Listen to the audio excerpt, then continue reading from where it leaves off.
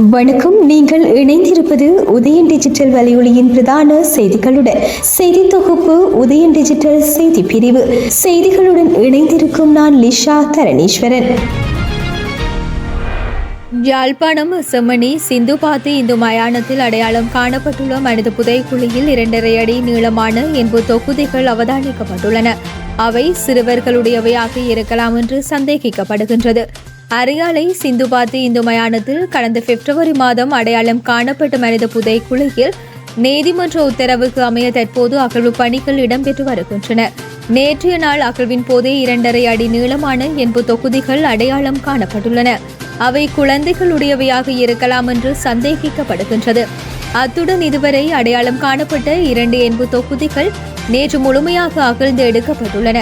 துறைசார் நிபுணரும் பேராசிரியருமான சோமதேவாவின் தலைமையில் அகழ்வுகள் முன்னெடுக்கப்பட்டு வருகின்றன.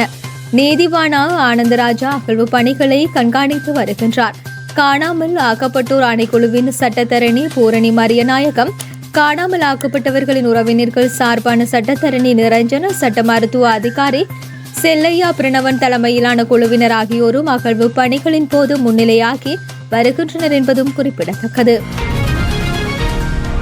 யாழ்ப்பாணம் பல்கலைக்கழக மாணவர்கள் இன்று பல்கலைக்கழகத்துக்கு முன்பாக கவனவீர்ப்பு போராட்டம் ஒன்றை முன்னெடுத்தனர். குருந்தூர் மலையில் கைது செய்யப்பட்ட விவசாயிகளை உடனடியாக விடுதலை செய்யுமாறு கோரி இந்த போராட்டம் முன்னெடுக்கப்பட்டது. இதன்போது போராட்டத்தில் ஈடுபட்ட மாணவர்கள் மண் துறந்து புத்தருக்கு மண் மீது ஆசையா, தொல்லியல் திணைக்களம் அரசின் கைகூலியா, இந்த மண் எங்களின் சொந்த மண், பண்பாட்டு இனப்படுகொலையை நிறுத்து, குருந்தூர் மலையில் கைது செய்யப்பட்ட விவசாயிகளை விடுதலை செய், வடக்கு கிழக்கு தமிழர் தாயகம், இனப்படுகொலை, இராணுவமே வெளியேறு, தமிழரின் நிலம் தமிழருக்கே சொந்தம், ஆட்சிகள் மாறினாலும் காட்சிகள் மாறவில்லை என கோஷமிட்டு பதாகைகளை ஏந்தியவாறு போராட்டத்தில் ஈடுபட்டனர். திருகோணமலை குச்சவெளி சம்பவம் தொடர்பில் முழுமையான விசாரணைகளை முன்னெடுத்து கூடிய விரைவில் அறிக்கை சமர்ப்பிக்குமாறு கடற்படையினருக்கு கடற்றொழில், நீரியல் மற்றும் கடல் வளங்கள் அமைச்சர் ராமலிங்கம் சந்திரசேகரனால் பணிப்புரை விடுக்கப்பட்டுள்ளது. மேற்படி அறிக்கையை அடிப்படையாக கொண்டே சம்பவம் தொடர்பில் முடிவொன்றுக்கு வர முடியும் எனவும் அடுத்த கட்ட நடவடிக்கையை முன்னெடுக்க முடியும் எனவும் அமைச்சர் இதன்போது தெரிவித்தார். திருகோணமலை குச்சவெளி கடற்பரப்பில் நேற்று மாலை சட்டவிரோத மீன்பிடி நடவடிக்கையில் ஈடுபட்டார் என கூறப்படும் மீனவர் மீது கடற்படையினர் மேற்கொண்டனர் என கூறப்படும் துப்பாக்கிச் சூட்டில் ஒருவர் காயமடைந்துள்ளார். இது தொடர்பில் அமைச்சரின் கவனத்துக்கு கொண்டு வரப்பட்டுள்ளது. இந்த நிலையிலேயே சம்பவம் தொடர்பில் அமைச்சர் அறிக்கையை கோரியுள்ளார். இது தொடர்பில் கருத்து தெரிவித்த அமைச்சர், சட்டவிரோத மீன்பிடி முறையானது கடலுக்கும் நாட்டுக்கும் கேடு விளைவிக்கும். ஒரு சில மீனவர்களின் வருமானத்துக்காக பெரும்பாலானவர்களின் வருமானம் இழக்கப்படுகின்றது. அதனால் தான் சட்டவிரோத மீன்பிடி நடவடிக்கையை தடுக்குமாறு கடற்படையினருக்கு அறிவுறுத்தப்பட்டுள்ளது. திருகோணமலை சம்பவம் கூட சட்டவிரோத மீன்பிடி நடவடிக்கையால் ஏற்பட்டதென கூறப்படுகின்றது. விசாரணைகளின் பின்னரே உண்மை என்னவென்பது தெரிய வரும்.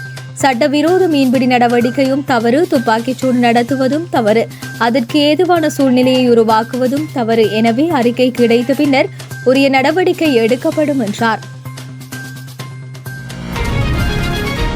தமிழரசு கட்சியின் தலைவராக இருந்த மாவை சேனாதிராஜாவின் மறைவுக்கு பின்னர் அவருக்கு பதிலாக புதிய தலைவர் நியமிக்கப்பட்டுள்ள காரணத்தினால் அவரை இந்த வழக்கிலே முதலாவது எதிராளியாக பதிலீடு செய்து கொள்வதற்கே இன்றைய தினம் குறித்த வழக்கு அழைக்கப்பட்டிருந்தது. அதற்கான ஆவணங்களை வழக்காளி மன்றிலே சமர்ப்பித்திருக்கின்றார்.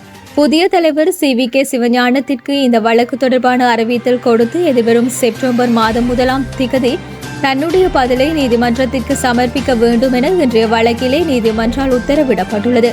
இதேவேளை சில நாட்களுக்கு முன்னர் சுப்பிரமணியம் பரமானந்தம் என்பவர்தான் கட்சி உறுப்பினர் எனவும் இந்த வழக்கிலே தன்னை இடைப்புகு மனுதாரராக சேர்த்துக் கொள்ளும்படியாகவும் ஒரு விண்ணப்பம் செய்திருக்கின்றார். இந்த வழக்கானது சென்ற வருடம் பிப்ரவரி மாதம் தாக்கல் செய்யப்பட்டு யாராவது வழக்கிலே அக்கறை உள்ளவர்கள் வழக்கிலே இணைந்து கொள்வதனால் 2024 பிப்ரவரி 29ஆம் தேதிக்கு முன்னதாக மன்றுக்கு வர வேண்டும் என்று பத்திரிகைகளிலே அறிவித்தலும் பிரசுரிக்கப்பட்டிருந்தது. இந்த நிலையில் 1.5 வருடங்கள் கழித்து தன்னை இடைப்புகு மனுதாரராக சேர்த்துக் கொள்ளுமாறு சுப்பிரமணியம் பரமானந்தம் என்பவர் விண்ணப்பித்திருக்கின்ற காரணத்தினாலே நாங்கள் பலர் அதற்கு எங்களுடைய எதிர்ப்பை தெரிவித்தோம். எனினும் சில எதிராளிகளின் சார்பாக ஆஜரான சட்டத்தரணிகள் இந்த எதிர்ப்பும் இல்லை, அவர் சேர்த்துக் கொள்ளப்படலாம் என கூறியிருந்தார்கள். குறிப்பாக ஸ்ரீதரன், குகதாசன் மற்றும் ஜோகேஸ்வரன் சார்பிலே முன்னிலையான சட்டத்தரணிகள் இந்த சந்தர்ப்பத்திலேயும் அவரை சேர்த்துக் கொள்வதில் தங்களுக்கு எந்த ஆட்சேபனையும் இல்லை என கூறியிருந்தார்கள். சுப்பிரமணியம் பரமானந்தம் என்பவர் தன்னுடைய மனைவிலே இந்த வழக்கானது இழுபட்டு கொண்டு செல்கின்ற காரணத்தினாலே, காலம் போய்கொண்டிருக்கின்ற காரணத்தினாலே தான் தன்னை இணைத்துக் கொள்ளும்படியாக தன்னுடைய மனைவி 9ஆம் 10ஆம் பந்திகளிலே சொல்லி இருக்கின்றார். ஆகவே அதை மேற்கோள் காட்டி நாங்கள் ஆட்சேபனை தெரிவித்தோம்.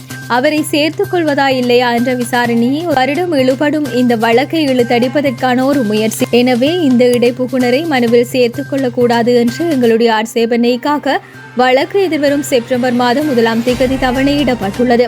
அன்றைய தினம் CVK சிவஞானம் தன்னுடைய பதிலையை அணைக்க வேண்டியுள்ளது என்றும் அவர் தெரிவித்தார்.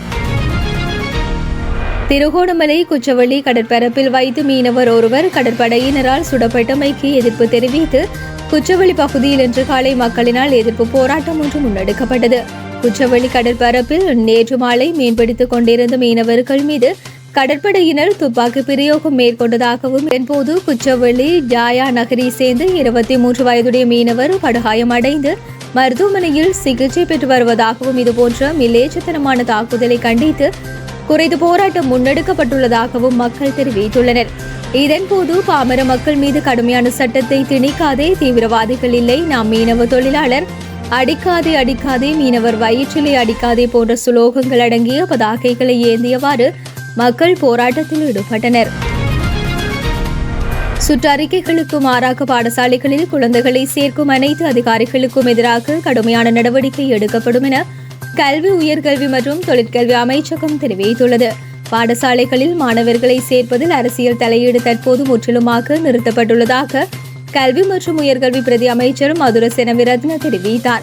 இவ்வாறானதொரு சூழ்நிலையிலும் பாடசாலைகளில் மாணவர்களை சேர்ப்பதில் சில இடங்களில் முறைகேடுகள் இடம்பெறுவதாக முறைப்பாடுகள் கிடைக்கப்பெற்றுள்ளதாகவும் அவர் தெரிவித்தார். முறைகேடுகள் ஏதேனும் இருக்கும் பட்சத்தில் கல்வி அமைச்சின் புலனாய்வு பிரிவில் முறைப்பாடு அளிக்குமாறு பிரதி அமைச்சர் கேட்டுக்கொண்டார்.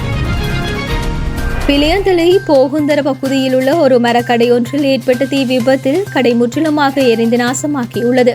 இந்த தீ விபத்து இன்று காலை ஏற்பட்டதாக தெரிவிக்கப்பட்டுள்ளது. இதன் காரணமாக கொழும்பில் இருந்து பிளியந்தலை நோக்கி செல்லும் பாதை தற்காலிகமாக மூடப்பட்டதாகவும் தெரிவிக்கப்பட்டுள்ளது. தீயை அணைக்க கொழும்பு மாநகர சபை, மொரட்டுவ நகர சபை மற்றும் தெஹிவளை கல்கிஸ்ஸ மாநகர சபையின் தீயணைப்பு வாகனங்கள் பயன்படுத்தப்பட்டமை குறிப்பிடத்தக்கது. பிரதமர் பதவியில் மாற்றத்தை ஏற்படுத்துவது தொடர்பில் அரசாங்கத்துக்குள் எவ்வித யோசனையும் முன்வைக்கப்படவில்லை என்று அமைச்சரவை பேச்சாளரும் அமைச்சருமான நலிந்த ஜாதிஸ தெரிவித்துள்ளார். அமைச்சரவை மறுசீரமைக்கப்பட உள்ளது எனவும் புதிய பிரதமராக பிமல் ரத்நாயக்க நியமிக்கப்பட உள்ளார் எனவும் வெளியாகும் தகவல்கள் தொடர்பில் எழுப்பப்பட்ட கேள்விகளுக்கு பதில் அளிக்கையிலேயே அவர் மேற்கண்டவாறு கூறினார். மேற்படி தகவலில் எவ்வித உண்மையும் இல்லை. அமைச்சரவை மாற்றம் மற்றும் பிரதமர் பதவியில் மாற்றம் என்பன தொடர்பில் அரசாங்கத்துக்குள் கலந்துரையாடப்படவில்லை. இது திட்டமிட்ட அடிப்படையில் அரசியல் எதிரிகளால் பரப்பப்படும் தகவலாகும் என்றும் அவர் குறிப்பிட்டார்.